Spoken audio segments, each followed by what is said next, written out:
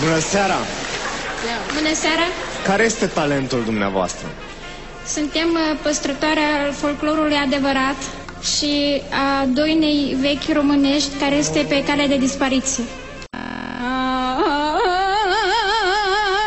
Stai, hore bătrânească,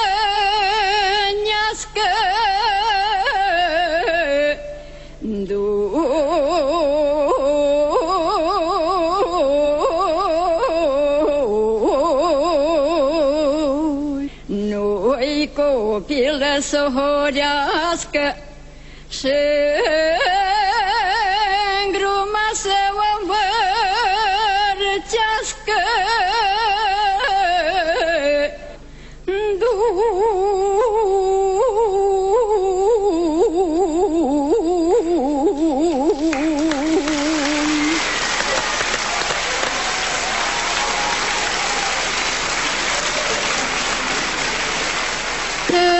Cărăuși băutăjin, e mânească iașălin, da mânească-i măicare, ai lai, lai, lai, lai, lai, la, să ajună și-mâsa cu sare, ai la da da, la da da da, la.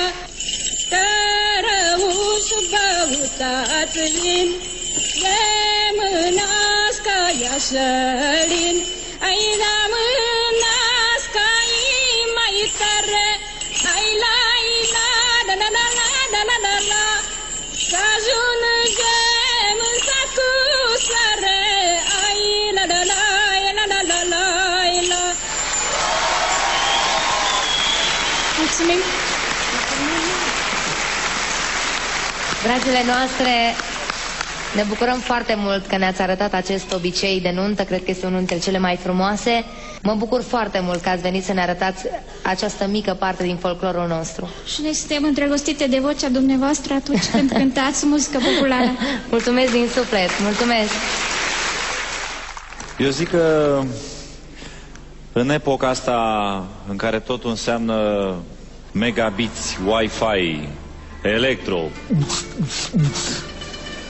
avem nevoie de un moment din ăsta. Vocea voastră sună cu adevărat special, adică nu mi-a fost dat să aud până acum asemenea interpretare. Ceea ce arată că, uite, mi-e străină latura asta și e păcat și vreau să vă mulțumesc că mi-ați făcut-o cunoscută. Eu vă spun da din toată inima.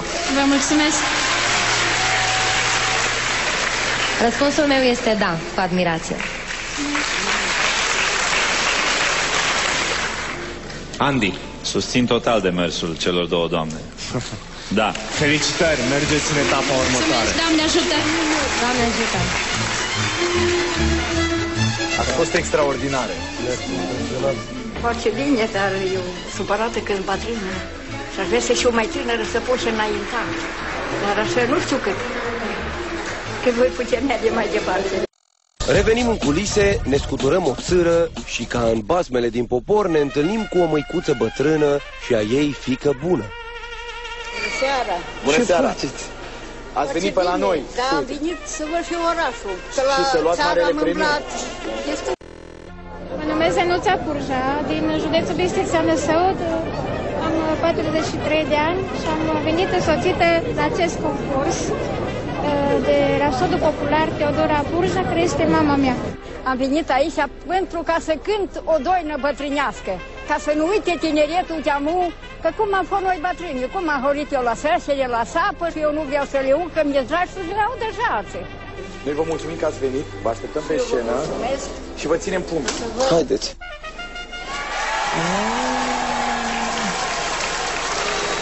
Bună seara! Bună seara! Care este talentul dumneavoastră? Suntem păstrătoarea folclorului adevărat și a doinei vechi românești care este pe cale de dispariție.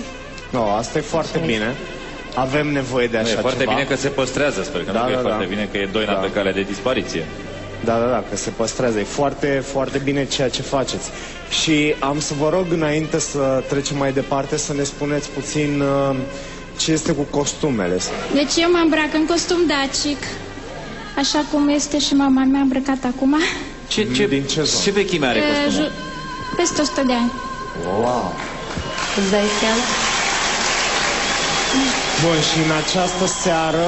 În această seară am venit cu fragment din obicei de nuntă și cu horile vechi cu noduri.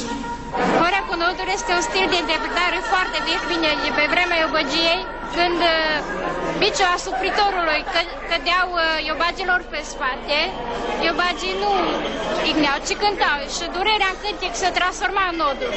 Am văzut că acest stil se pierde și de când am început să cânt, am urmărit întotdeauna să aduc în atenție acest folclor vechi, străvechi, care a intrat anul acesta în patrimoniul UNESCO.